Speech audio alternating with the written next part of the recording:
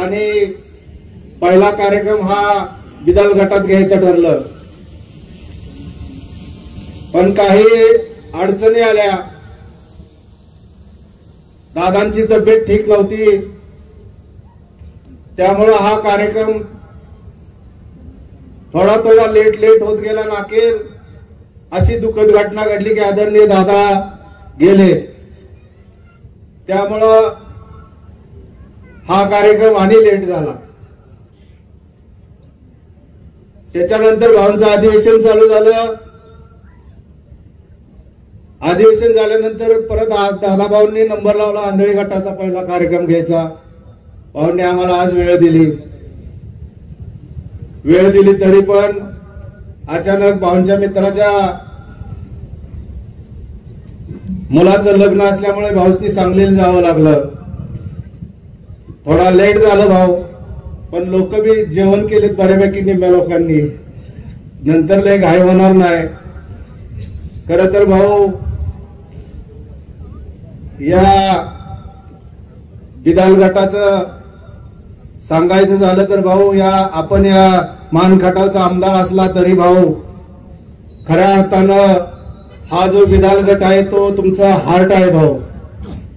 आणि हे हार्ट यासाठी मी म्हणाल की गेल्या 2019च्या विधानसभेच्या निवडणुकीचा पाहिलं गेलं तर भाऊ या मतदारसंघामध्ये सर्वात जास्त जवळजवळ 4000चं लीड या गटाने दिलं होतं. त्याच्यानंतर 2024ला आंधळी गटाने जरी 10,000 प्लस लीड दिला असलं भाऊ, तरी आम्ही दिला होता शब्द तुम्हाला 10,000चा, पण 9,583 मताचं लीड याच गटाने दिलंय तुम्हाला. म्हणून हा गट हा तुमचा हार्ट आहे, तुमच्या मनापासून प्रेम करतात ही सर्व लोक. सांगायचं झालं तर भाऊ खरंच ही लोक जीवापाड तुमच्यावर प्रेम करतात. या सांगायचं भाऊ म्हणलं तर या तालुक्यात सगळ्यात जास्त लीड दिला असेल आत्ताच्या निवडणुकीत तर बिदाल गावाने. या गावाने 2042 मताचं विधानसभेला लीड दिलं. आणि या गटामध्ये खालोखाल जर दुसरं लीड दिलं असेल तर वावरी गावाने दिले भाव, की जे गाव गेल्या वर्षी 500-600 मताचं लीड होतं, परंतु यावेळेस या गावाने 1541 मताचं लीड वावरी गावाने दिलं. खरं तर भाऊ बिदाल गट हा तसं पाहिलं तर पर्यटन आणि तीर्थक्षेत्राचा भाग या गटामध्ये जास्त येतो. खऱ्या अर्थाने शिखर शिंगणापूरचं शंभू महादेव हे याच गटामध्ये आहे, मोहीची महालक्ष्मी ही याच गटामध्ये आहे, पांगरीचा बिरोबा हा याच गटामध्ये आहे, आणि आमचे सर्वांचे आराध्य दैवत लोणार बाबा ही याच मतदारसंघात आहे बिदाल गटामध्ये. भाऊ सांगायचं तुम्हाला कारण एवढंच की हे 4ही देवस्थान आहेत. त्यामध्ये भाऊ शिंगणापूर हे ब वर्ग देवस्थान आहे, परंतु शिंगणापूर लोकांची मागणी अशी आहे भाऊ की हे देवस्थान अ वर्ग व्हावं, अशी मागणी आपल्याकडं मी या निमित्तानं करत आहे. आदरणीय वहिनी या ठिकाणी उपस्थित राहिलेत. वहिनी आपण इकडे या. भाऊ या ठिकाणी पांगरी अजून क वर्गही देवस्थान नाही, पण आम्ही नक्की लवकर क वर्ग देवस्थान करू. पण आमच्या आज या कार्यक्रमाच्या निमित्तानं आपल्याला विनंती आहे की मोही क वर्ग आहे आणि लोणार बाबा क वर्ग आहे, तर याचा 8 दिवसात आम्ही प्रस्ताव देतो आणि आम्हाला या ठिकाणी तुम्ही भरघोस असा निधी जाहीर करावा. आजच्या कार्यक्रमात तुम्ही ब वर्ग तुम्हीच करणार आहे, ते खातं आपल्याकडेच आहे आणि आपण या खात्याचे मंत्री आहे. मला खात्री आहे की तुम्ही 100% या देवस्थान ब वर्ग करचाल आणि निधी द्याचाल, एवढी मी या ठिकाणी अपेक्षा व्यक्त करतो. खरं तर भाऊ पांगरी सारख्या ठिकाणी ब वर्गही नाही आणि क वर्गही नाही, ते आम्ही लवकर ब वर्ग मध्ये घालू. शिंगणापूर ब वर्ग आहे भाऊ, त्या लोकांची अशी मागणी आहे की शिंगणापूर नातेपुते चौकापासून मंदिरापर्यंत चौपदरीकरण रस्ता व्हावा, तेही खातं आपल्याकडे आहे आणि मला खात्री आहे आपण त्यालाही पैसे द्याल आणि ते 100% तुम्ही द्याल. माझं अगोदरच बोलणं तुमच्याशी झालंय आणि तुम्ही या ठिकाणी डिक्लेअर करावं एवढीच या निमित्ताने मी आपणास विनंती करतो. तसेच भाऊ विकास कामाच्या बोलायचं झालं तर या गटाने आपण गेल्या 19 ते 24 मध्ये जरी एवढी मतदान झालं असलं तरी विकास कामाला भाऊ आपण तुम्ही कमी पडला नाही. या गटामध्ये जवळजवळ 168 कोटीची विकास कामं भाऊ 5 वर्षात आपण केलेत. तुमच्या परस्पर वाटणारे आम्ही तिघही या ठिकाणी आहे. सोमनाथ असेल, हरिभाऊ असतील, मी असेल की जेवढा निधी या गटाला देता येईल तेवढा निधी आम्ही या गटाला दिला. गेल्या पंचवार्षिक मध्ये भाऊ आम्ही 168 कोटी एवढा निधी या बिदाल गटासाठी दिला. तोही जे गटापूरची पाणी योजना सोडून किंवा जलजीवन मिशनचे योजना सोडून जो आपण दिलेला निधी आहे तो गेल्या पंचवार्षिक मध्ये 168 कोटी रुपये आहे. भाव दुसरी एक अशी मागणी आहे की जलजीवन मिशनचे प्रस्ताव या गटातील 5 गावचे पुण्यामध्ये बरेच दिवस भाव पेंडिंग आहे आणि त्यामधील बिदालचा प्रस्ताव काल मंजूर झालाय आणि तो पाठवलाय. आणि मला अशी माहिती मिळाली की आपण या पाणी योजनेसाठी गुलाबराव पाटलांच्या सोबत मीटिंग लावली असं समजलं मला. तर भाऊ माझी आपणाला विनंती आहे, या गटातील मोहीचा प्रस्ताव पुण्यामध्ये पेंडिंग आहे, वावरेऱ्याचा प्रस्ताव पुण्यामध्ये पेंडिंग आहे, पांगरीचा प्रस्ताव पुण्यामध्ये पेंडिंग आहे, हदाळ्याचा प्रस्ताव पुण्यामध्ये पेंडिंग आहे, बिजवडीचा प्रस्ताव पुण्यामध्ये पेंडिंग आहे आणि वडगावचा प्रस्ताव, शिंगणापूरचा प्रस्ताव हे गाव त्यापासून वंचित आहेत. मला खात्री आहे तुम्ही 100% पाणी पुरवठा मंत्री गुलाबराव पाटील साहेबांच्या बरोबर मीटिंग करून याच्यावरती लवकरात लवकर मार्ग काढचाल अशी मी अपेक्षा व्यक्त करतो. भाऊ आपल्याकडं ग्रामविकास खातं आहे. आपणच म्हणताय मी जन्मापासून मरणाच्या शेवटपर्यंत सर्व लागणारं साहित्य जे लागणाऱ्या विकास कामाबद्दलचं आहे ते आपण देतो म्हणला. खऱ्या अर्थाने ते खातं आपल्याकडं 25-15चं खातं आहे की जे करून जन्मापासून ग्रामपंचायत कार्यालय बांधण्यापासून ते मशानभूमीपर्यंत लागणारा सर्व प्रकारचा निधी तुम्ही देता. मला खात्री आहे की आपण आत्ताच परवा सांगितलं की मला की तू प्रत्येक गटातली 5 गावांची निवड करा.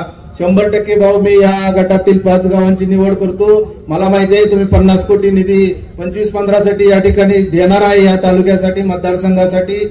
अशाच दुसरं हेड भाऊ आपल्याकडे 30-54चं हेड आहे. 30-54लाही आपण 50 कोटी रुपये देतो असं मतदारसंघासाठी बोलला. त्याचाही आम्ही प्रस्ताव देऊ या गटाच्या वतीनं. खरं तर भाऊ तुमच्याकडे सगळ्यात मोठं खातं म्हणजे तुमच्याकडे सर्वात मोठं खातं म्हणजे मुख्यमंत्री ग्रामसडक योजना. मला खात्री आहे या गटातील बऱ्यापैकी गावं मी आत्ताच्या प्रस्तावात घातलेत. आता मी सांगत नाही पण येणाऱ्या काळात जेवढे तुम्हीच सांगितले मला की जेवढे 1-1.5 किलोमीटर पेक्षा जास्त रस्ते आहेत ते दर्जा बदलून घ्या आणि आपण पुढच्या वर्षीला मुख्यमंत्री सडक मध्ये घालून 100% या मानखटाव मतदारसंघातला रस्ता पूल करण्याची आपण ग्वाही दिली. मला खात्री आहे तुमच्यासारखा धाडसी नेता, तुमच्यासारखा कर्तृत्ववान माणूस या महाराष्ट्रात 100% आदरणीय देवेंद्र फडणवीस साहेबांचे दिलेला शब्द तुम्ही पाळचाल आणि या खात्याचं अतिशय चांगल्या पद्धतीने काम करचाल आणि करता आहे. मला खात्री आहे की आम्ही सर्व कंटाळतो तुमच्या बरोबर फिरून पण भाऊ तुम्ही कंटाळत नाही. तुम्ही सकाळपासून 7 पासून रात्री 12 वाजल्या तरी काम करता आणि हाच कामाचा झपाटा असल्यामुळे तुम्हाला या राज्याचे मुख्यमंत्री आदरणीय फडणवीस साहेबांनी हे महत्वाचं खातं दिलं आणि खऱ्या अर्थाने या मानखटावचा विकास भाऊ आपण 100% या काळामध्ये करचाल. भाऊ आणि एक असा विषय आहे की या आपण तालीम आणि व्यायामशाळेसाठी निधी देतो बोलला. खऱ्या अर्थाने भाऊ बिदाल सारखं मोठं गाव आहे. या गावामध्ये युवकांची संख्या खूप मोठी आहे आणि या ठिकाणी एक अतिशय चांगल्या प्रकारची तालीम व्हावी अशी या सर्वांची मागणी आहे आणि मला खात्री आहे की आपण या तालमीसाठी 50 लाख रुपये देचाल अशी मी आपल्याकडून अपेक्षा व्यक्त करतो. आणि त्याचप्रमाणे मोही सारखं मोठं गाव आहे त्या ठिकाणची आपल्याला माहिती आहे तालीम पाडली आणि ते तालीम तेवढ्या पैशामध्ये होत नाही आणि त्याच्यासाठी आपण 50 लाख द्यावेत एवढीच मी लास्ट मागणी आपल्याकडे करतो आणि खऱ्या अर्थाने भाव आपण आला आमचा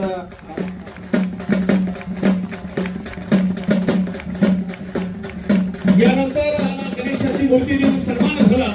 यानंतर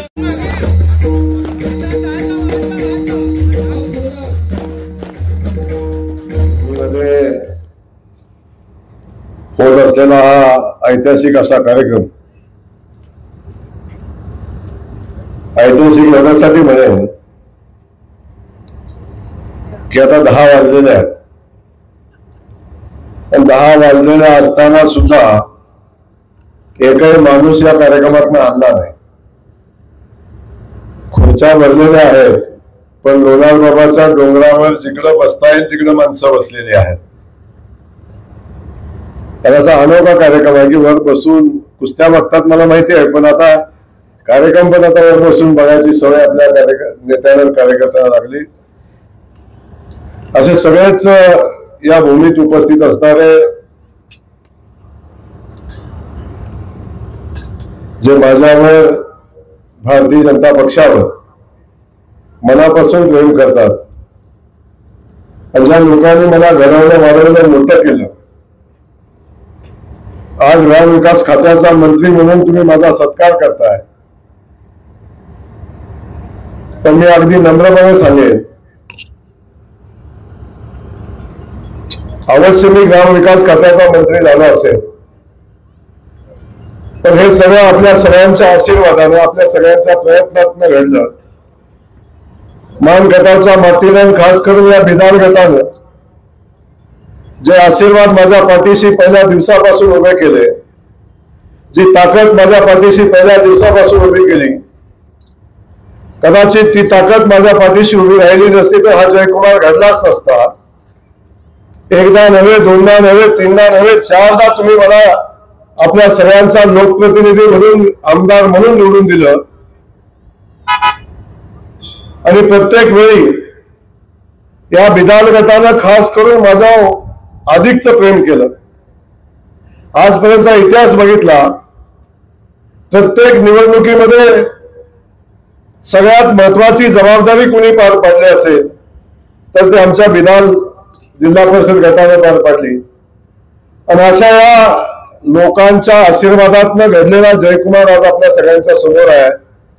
आज ग्रामविकास खात्याचा मंत्री म्हणून काम करत असताना मी नम्रपणे सांगेन की हे सगळं माझ्या मान गटावच्या मातीतल्या माझ्या जनतेने दिलेल्या आशीर्वादामुळे घडलंय अन्यथा हे कधी घडलं नसतं। ही ताकद तुम्ही माझ्या पाठीशी उभी केली एकदा नाही चारदा उभी केली म्हणून आज राज्याची सेवा करण्याची मला संधी मिळते। लोणार बाबांचे आशीर्वाद माझ्या पाठीशी कायम राहिले सतोबा विरोधाचे आशीर्वाद माझ्या पाठीशी कायम राहिले शिंगणापूरच्या शंभू महादेवाचे आशीर्वाद माझ्या पाठीशी कायम उभे राहिले आणि आपण सगळेजण बघता या आशीर्वादातनं आज राज्याचा विकासाचा गाडा पुढे जातोय। आज रात्रीचे 10 वाजले असताना आपण सगळेजण एवढ्या मोठ्या संख्येने उपस्थित आहे। खास करून माझ्या सगळ्या लाडक्या बहिणी या ठिकाणी उपस्थित आहेत आणि त्यांनी स्वागत माझं ज्या पद्धतीने केलं ते कर्ज माझ्यावर आहे आणि मी कधी आपल्या कर्जातनं उतराय व्हायचं मला नाही कायम आपल्या ऋणात राहायचंय हे या ठिकाणी मी नम्रपणे सांगेन। हे सगळे माझे भाऊ या ठिकाणी उपस्थित आहेत अनेक ज्येष्ठ मला आशीर्वाद देणारे आमचे ज्येष्ठ कार्यकर्ते या ठिकाणी उपस्थित आहेत या सगळ्यांचं मी मनापासून या ठिकाणी स्वागत करेन आणि आपल्याला धन्यवाद देत असताना आज स्टेजवर बिदालातले सगळेच नेते मंडळी उपस्थित आहेत। खास करून लोणार बाबा देवस्थानचं ट्रस्ट आणि ट्रस्टच्या सोबत सगळेच मंडळी जी या देवस्थानच्या विकासासाठी मनापासूनचे प्रयत्न करते ते सगळेच देवस्थानावर प्रेम करणारे सगळे देवस्थानचे सेवा करणारे आमचे सगळे सहकारी खास करून या ठिकाणी उपस्थित असणारे आमचे पत्रकार बंधू समोर बसल्याचं मी पहिलेच स्वागत केलंय या सगळ्यांचं मी स्वागत करतो। खास करून लोणार बाबा ट्रस्ट या ठिकाणी खूप मोठ्या अपेक्षा ठेवून काम करते। या परिसराचा एवढा उत्कृष्ट विकास होतोय याला कारण आहे लोणार बाबावर प्रेम करणारा या ट्रस्टच्या सोबत काम करणारे आपण सगळेजण आहे यांचा प्रचंड फॉलोअप यांचं प्रचंड या देवस्थानावर असणारं प्रेम, म्हणून या देवस्थानचा विकास होताना आपण बघतोय. आपल्याला सगळ्यांना देवस्थान आठवत असेल 10 वर्षापूर्वीच, तर आपल्याला सगळंच परिसर आपण बदललेला परिसर आपण बघताय. जायला वरती रस्ता नव्हता, वरती परिस्थिती काय होती आपल्याला सगळ्यांना माहिती आहे. पण आता वेगानं देवस्थानचा विकास होताना आपण बघताय. आणि जे जे उद्दिष्ट आपण देवस्थानच्या विकासाचं ठेवलं ते उद्दिष्ट आपण पूर्णत्वाला आपण नेतोय. पहिल्या टप्प्यातलं काम झालंय. आज आमचे बोराटे इंजिनियर एवढ्या सहज बोलत होते जणू काय आम्हाला झाडाला आंबे लागले तर तोडून इथं आणून द्यायचे. एवढा मोठा विकासाचा आराखडा बनवलाय आणि आराखडा बनवल्यावर हे झालंच पाहिजे ते झालंच पाहिजे म्हणून सांगताय. आणि सगळ्यात शेवटी स्विमिंग टँक सांगताय. आपण इंजिनियर आहात, स्विमिंग टँकच्या मेंटेनन्सला काय लागतं एकदा माहिती घ्या, म्हणजे टँक इथं होईल का नाही याची आपण चर्चा करू. परंतु या सगळ्या गोष्टीचा विचार करत असताना किमान अपेक्षा एवढ्या मोठ्या आहेत, विकासाची स्वप्न एवढी मोठी आहेत, याला कारण जयकुमार गोरे लक्षात असू द्या. पण कधी नाही घडणार, कधी विश्वास नाही ठेवणाऱ्या गोष्टी घडताना बघतात तेव्हा साध्या माणसालाही स्वप्न पडते माझ्या घरात स्विमिंग टँक असला पाहिजे. तेव्हा इथं तर देवस्थानात सार्वजनिक ठिकाणी आपण मागताय, पण काळजी करू नका, लोणार बाबांची इच्छा असली तर ते पण घडेल, अजिबात अडचण येणार नाही. पण या देवस्थानच्या विकासाच्या संदर्भात आपण भूमिका घेत असताना आज देवस्थानला आपण क वर्ग तीर्थक्षेत्राचा दर्जा आपण दिलेला आहे आणि त्यातून ही विकासाची कामं होत आहेत. तसं क वर्गासाठी खूप पैशाची तरतूद होत नाही. समोरचा मंडप आहे तो क वर्गात नाही आहे. छोटी मोठी कामं क वर्गात करता येतात आणि त्याचा कोटा आता संपलेला आहे आणि ते डीपीडीसीत होत असतं. परंतु आता एवढं मोठं कार्यालय उभं राहिलंय, या ठिकाणी अनेक वेळा लग्न होतात, छोटे मोठे समारंभ होतात आणि आता एवढं मोठं भव्य दिव्य असं कार्यालय इथे उभं राहिलंय. मला वाटतं या भागातली सगळीच आता सत्कार्य चांगली कार्य आता या ठिकाणी होतील अशा पद्धतीची परिस्थिती आपण निर्माण केलेली आहे. रस्ता होतोय, विकासाची स्वप्न आपण बघताय. आमच्या अरुणाबाईंनी सांगितलं, जे मी प्लॅन केलं त्यांनी आधीच सांगून टाकलं. काल बैठकीत जे मी सांगितलं ते त्यांनी सगळं सांगून टाकलं. आणि आज या ठिकाणी लोणार बाबांच्या साक्षीने मी सांगतो, ज्या लोणार बाबांच्या आशीर्वादानं मी राज्याचा ग्रामविकास खात्याचा मंत्री झालो, आता या देवस्थानला ब वर्गात देण्याचा अधिकार लोणार बाबाच्या आपल्या सगळ्यांच्या आशीर्वादाने आता माझ्याकडे आहे. मी आजच जाहीर करतो, येणाऱ्या 1 ते 1.5 महिन्यामध्ये या लोणार बाबा देवस्थानला ब वर्ग तीर्थक्षेत्राचा दर्जा आपण देऊ. आणि जेव्हा तो दर्जा आपण देऊ तेव्हा तिथून पुढच्या 2 वर्षामध्ये या देवस्थानासाठी 5 कोटी रुपयाचा निधी आपण देऊ आणि त्यातला पहिला निधी 3 कोटी रुपयाचा याच वर्षी आपण देऊ. या देवस्थानाच्या विकासाचं काम आपण हातात घेऊ हे या निमित्ताने सांगेल. तात्या बारकाईने बघतात माझ्याकडे, भाऊ परवा दिवशी आंधळीत आले, महालक्ष्मीच्या देवस्थानला प्रवर्गाचा दर्जा देतो म्हटले आणि तिथे 5 कोटीची घोषणा करून गेले. पण तात्या काळजी करू नका, तुमचा अजून क वर्गात सुद्धा नाही, पण येणाऱ्या डीपीडीसी मध्ये क वर्गात घेईल आणि तिथनं पुढे 1 महिन्यात ब वर्गात घेईल आणि महालक्ष्मी मंदिराला सुद्धा 5 कोटी रुपये देईल. चिंता करू नका.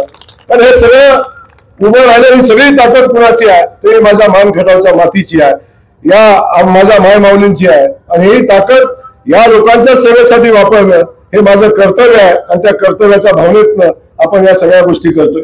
हे सगळं करत असताना माझा आमचा डॉक्टर बसलाय, त्याचं म्हणणं लगेच आमच्या विरोधाचं काय, आमच्या विरोधाच्या देवस्थानचं काम आपण चालू केलंय.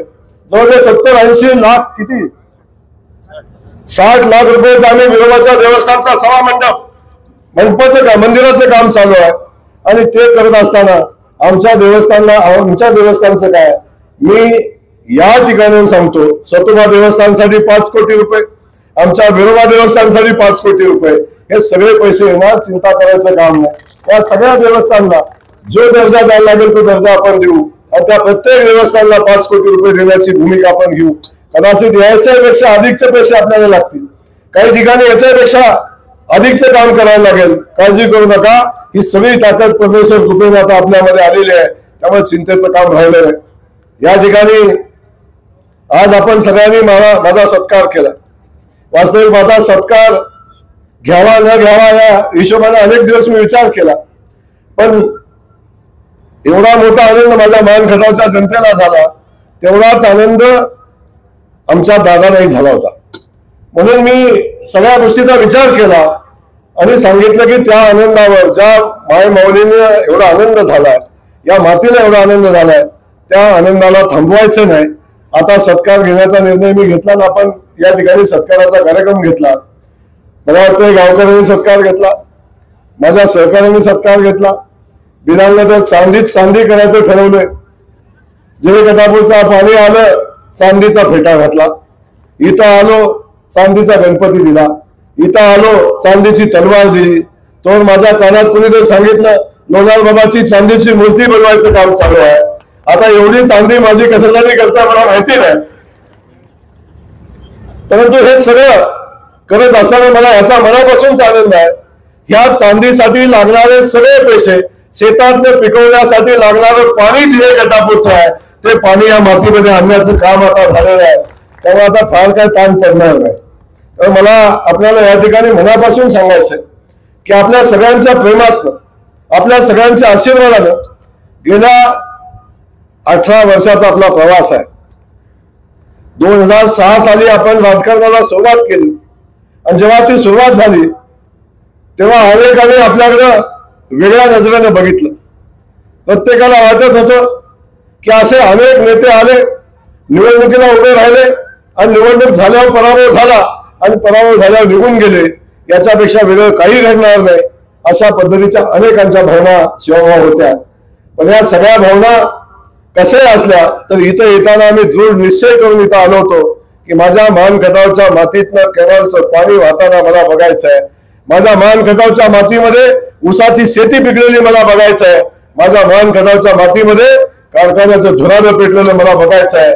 आणि हा संकल्प घेऊन आपण या मातीमध्ये काम चालू केलं. आता माझ्या मातीतनं कॅनलचं पाणी वाहतंय, आता माझ्या मातीमध्ये ऊसाची शेती झाली, आता माझ्या या मान खटावच्या मातीमध्ये कारखान्याची धुराडी पेटली आणि अजून पेटतायत. हा संकल्प ठेवला आणि तो पूर्णत्वाला नेला. अजून पूर्णत्वाला जाताना आपण सगळेजण बघतोय. तर एक उद्दिष्ट ठेवून आपण काम केलं. आज आपण मगाशी बोलताना अरुणाबाईंनी सांगितलं सोमनाथनं पाण्याच्या विषयावर भाषण केलं, तसं सोमनाथला मोठं भाषण करायचं होतं. सोमनाथ म्हणला मी कसोटीचा प्लेअर आहे, मला T20 मध्ये खेळायला लावले. पण सोमनाथ कधी कधी कसोटीत सुद्धा शेवटच्या बॉलवर सरकार मारून जिंकायला लागतं. तो जिंकायचं काम तुम्ही केलेलं. पुढच्या कार्यक्रमात नक्की आपल्याला बोलता येईल.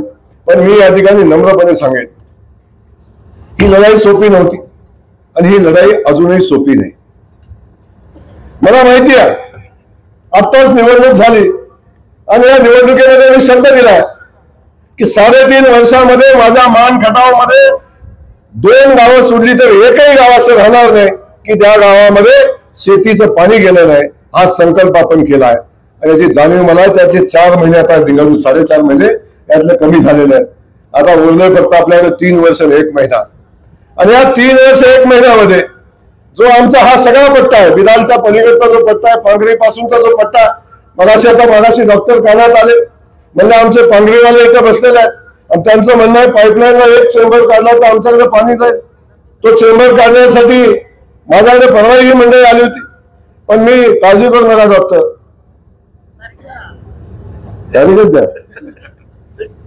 एवढं सोपं झालं नाही. काय सांगू आता तुम्हाला, ह्यो कधी असंच म्हणतोय हे स्विमिंग टँक द्या, ह्यो म्हणतोय असाच चेंबर काढा, ह्यो म्हणतोय असाच पाईपलाईन टाका. काय समजूनच झाले काय झालं.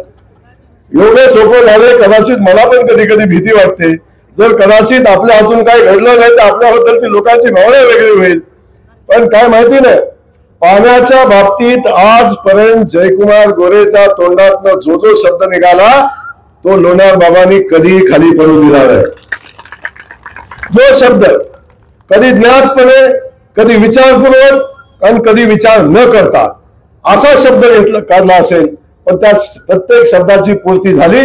याच्यासाठी आपल्या सगळ्यांचे आशीर्वाद होते. तर पांगरीवाले चिंता करू नका, तुमचं पण चेंबर काढू म्हणून तारीखच सांगा. तारीख पण सांगतो, काळजी करू नका. पण पांगरीला आता येणाऱ्या 15-20 दिवसामध्ये पाण्याची व्यवस्था करू, एवढं मात्र मी खात्रीने सांगतो. आज मगाशी मी आपल्याला तिथंच थांबा. उशीर झाल्याबरोबर आता आपण सगळ्यांनी बघितलं असेल, मगाशी बोलताना सांगितलं सोपं नाही. आज आपण बघितलं जे गटापूरचं पाणी आता आपल्याकडे येत आहे, पण ज्या कालखंडामध्ये आपल्याकडे पाणी येत आहे हा कालखंड आपला पाणी आणण्याचा नाही आहे. आपल्याकडे जे गटापूरचं पाणी येणार आहे हे ऑक्टोबर, नोव्हेंबर, डिसेंबरच्या आत येणार आहे. डिसेंबर नंतर आपल्याला जे गटापूरचं पाणी मिळत नाही. आता ठीक आहे, थोडीशी ताकद आहे, काय गोष्टी करता येतात म्हणून आपण करतो नाही, जे गटापूरचं पाणी आणतोय. पण जे गटापूरची योजना 4 महिन्याची आहे, या योजनेला आपल्याला 8 महिन्याची करायची आहे. 4 महिने पाऊस पडतो आपल्याकडे, 8 महिन्याची योजना बनवायला आता नवीन 16 धरणाचा आपल्याला निर्मिती करायची आहे. आणि तेही लोणार बाबाच्या आशीर्वादाने त्याला तत्वता मान्यता मिळालेली आहे. 5.5 TMCचं धरण, जे 16चं नवं धरण आपण त्याचा प्लॅन आपण केला आहे. आणि ते जर धरण आपल्याला पूर्णत्वाला गेलं, ते धरण कंप्लीट झालं, या 5 वर्षामध्ये ते धरण पूर्ण व्हावं अशा पद्धतीची भूमिका घेऊन मी काम करतोय. आतापर्यंत सरकार आल्यापासून किमान 5 बैठका त्या धरणासाठी आपण घेतल्यात. एका दुसऱ्या बैठकीला डॉक्टर साहेब आपण पण होता, माझं पलीकडे आमचे धैर्यशील दादा होते. ते धरण झालं आणि एकदा का त्यातलं 2.5 TMC पाणी आपल्याला मिळालं की पुन्हा आपल्याला पाण्याची अडचण भासणार नाही. अशा पद्धतीचं प्लॅन आपल्याला करायचं आहे, पण ते सोपं नाही आहे. पण चला आपण हे पुढे घेऊन चाललोय. आता आपण सांगितलं होतं की येणाऱ्या 2-2.5 वर्षामध्ये पांगरी, शिंगणापूर, कुडबा पासून वरचा टाकेवाडी पासून, कुळकजई पासून, पांढरवाडी पासून असा हा सगळा पट्टा ज्याला पाणी द्यायचा संकल्प आपण केलाय. आणि त्याचंही टेंडर येणाऱ्या 1 ते 1.5 महिन्यामध्ये आपण टेंडर करतोय, प्रत्यक्षात कामाला सुरुवात आपण करतोय. मी पाठीमागे सांगितलं होतं की आम्ही जे गटापूरचं पाणी एका वर्षात ते आपण देऊ. आता ते पाणी आपण दिलं, पण एका वर्षात पाणी देत असताना 4 वर्षाच्या कामाची मुदत आहे. ते काम आपण एका वर्षात जवळजवळ पूर्णत्वाला नेलं, त्यातलं थोडंसं काम शिल्लक राहिलंय. अन्यथा 4 वर्षाचं काम एका वर्षात आपण पूर्णत्वाला नेले. म्हणजे या सगळ्या गोष्टी आपल्याला एवढ्यासाठी सांगतोय. आज हे गटापूरचं पाणी त्याची कामं अंतिम टप्प्यात आहेत. टेंबूचं पाणी सगळ्यात नशिबान कोण असेल डॉक्टर साहेब, तो तुमचा मायनी परिसर आहे. ज्या मायनी परिसरातल्या 52 गावांच्या टेंबूच्या पाणी योजनेचा आपण शुभारंभ केलाय, भूमिपूजन केलंय, त्याचं काम आता खूप वेगाने चालू आहे. बऱ्याच गावामध्ये पाईपलाईनचं काम पण संपलंय. येणाऱ्या 1 ते 1.25 वर्षामध्ये टेंबूचं पाणी त्या 52 गावांना मिळेल आणि 52 गावाचा कायमचा दुष्काळ हटेल. पण डॉक्टर साहेब हे मी सांगतो की त्या 52 गावाला पाणी मिळेल तेवढं कुठल्याही गावाला पाणी मिळणार, कारण त्या 52 गावाला आपण कोयनेचं पाणी दिलंय. कोयना धरणाला कधीच पाणी कमी पडत नाही, त्या कोयनेचं पाणी आपण दिलंय. त्यामुळे भरमाई शेती त्या 52 गावामध्ये होणार आहे. ती 52 गावं एकदा झाली की औंधचा विषय राहिलाय आणि औंधचं काम सुद्धा आता अंतिम टप्प्यामध्ये आणलंय. त्याचंही टेंडर येणाऱ्या 2-3 महिन्यामध्ये आपण टेंडर करू आणि औंधच्या 16-21 गावांना पाणी द्यायचं ते काम आपण पूर्णत्वाला नेऊ. ही सगळी कामं, ही सगळी मोठी जबाबदारी आपल्यावर आहे.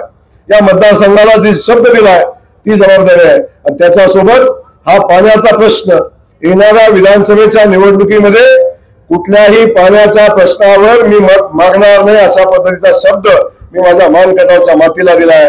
आणि त्यासाठी ही लढाई आपल्याला खूप ताकदीने पुढे न्यायला लागेल याची जाणीव मला आहे. आणि म्हणून त्या जाणीवेत आपण काम करतोय.